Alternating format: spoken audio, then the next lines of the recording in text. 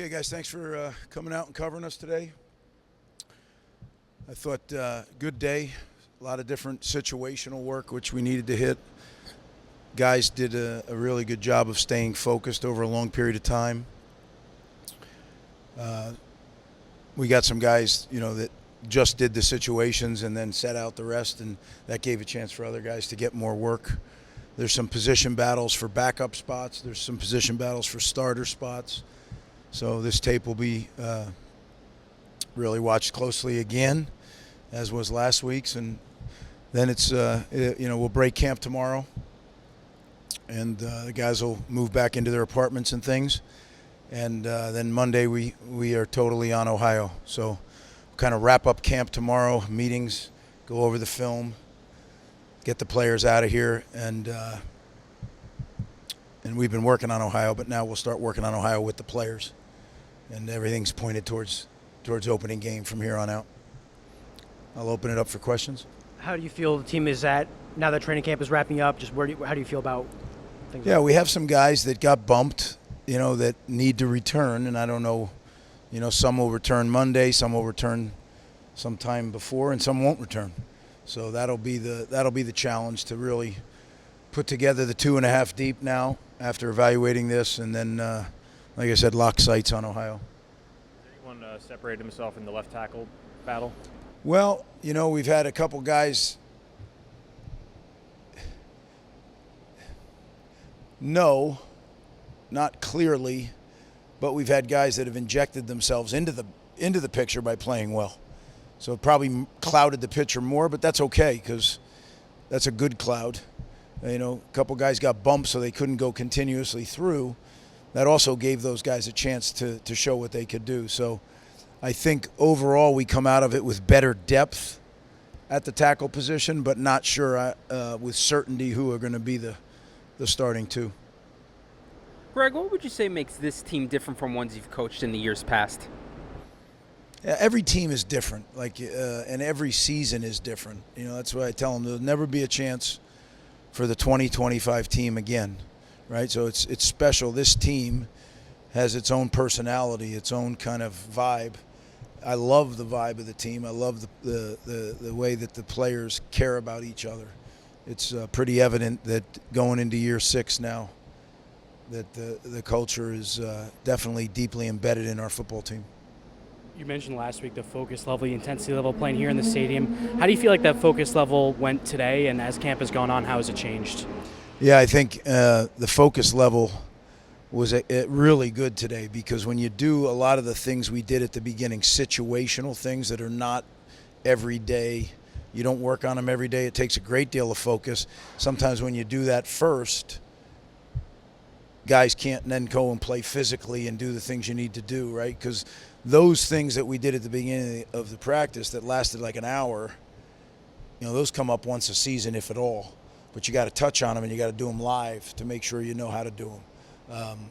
But then to come out and have a scrimmage the way they did, I was proud of them. And a lot of those guys were younger guys that got those post-situational reps, and they played with focus. So, especially in this day and age, what you ask a football player to do is intensely focus for over 4 hours. It's not easy in the day of, on their phones and, what's next. To keep them focused on something, that's a skill in of itself. What have you seen from some of the young quarterbacks since the spring and their maturation? Yeah, I think both AJ, Sean, and Rocco, all three of the backups, have really grown. I think AJ's really grown. Really, I think they all have. I mean, I'd like to single one out, but they've all got incrementally better. I just think AJ has more time at it, so he looks more comfortable than the rest. But certainly he's defined himself as our backup, and but the other two are doing a great job too. Sean has made huge improvement, as has Rocco. Speaking about young players, the linebacker room, there's a lot of young talent there. What have you seen from some of those guys there this summer? Yeah, the young talent at the linebacker room is definitely there. It's experience, it's consistency, it's knowing your job every play, and then being able to chop your job. That's not as easy as it sounds, right? So the young players, what I've seen is flashes of what they're going to be and they can be. There hasn't been a consistency yet from those first-year guys where you'd say, oh, they're ready. Now, they might be ready by week 3. Who knows, right? It's all how they continue to develop. It's a little harder to develop when you get into game week, though, because now you're focused on another team to prepare for. The flip side of that is you don't have as much defense in because you're only going to do certain things versus certain teams. So it gives those guys a chance, maybe, if needed, to be able to do that. So, but I'm excited about the talent level and really good people, too, like fun to coach guys. Throughout training camp, is there an attribute or anything like that around the collective team that you feel like kind of improved the most throughout this month in training camp?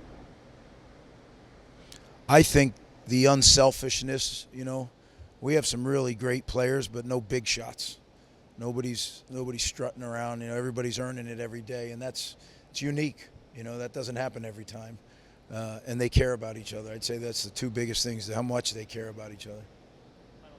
I guess what's kind of your assessment of the defensive line from what you've seen in training camp, and especially with some of those transfers that came in and how they're kind of adjusting? We only go live in the 2 scrimmages, so it's really hard to tell. They're good players. I think we're going to have to play our way into figuring out exactly how it works best. And I think a lot of teams are going to be in that situation when you bring in new players. I don't think you stop evaluating just because the season starts.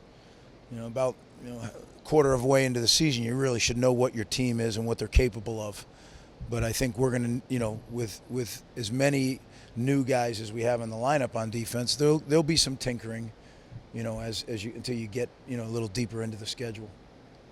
How much of that too deep at this point do you feel like you have a solid knowledge of? For example, if the game was tomorrow, how much of it do you feel comfortable with? And are there any position battles that you had your eye on entering training camp that you feel have been settled? Yeah, it's all going to be about, I think I know pretty much who the 2.5 deep are. It's all going to be about who gets what piece, right? And, as we say around here, you earn it.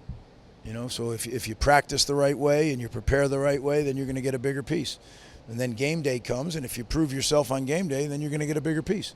As I tell them all the time, all I do is facilitate the depth chart. They put it on tape, and it gets graded. Everything they do gets graded during the week. Everything they do gets graded during scrimmages. So as long as we're grading it correctly, it's not real hard to figure out. It's just a matter of different packages, how to mix and match the talents and get the most beneficial set of guys on the field. I don't think the average fan understands getting the right 11 on the field at the right time, how important that is. But that's what personnel groups are. That's what packages are. That's why you have different packages and personnel groups, to try to get the right 11 on the field. Again, thanks for coming out, guys. Appreciate it.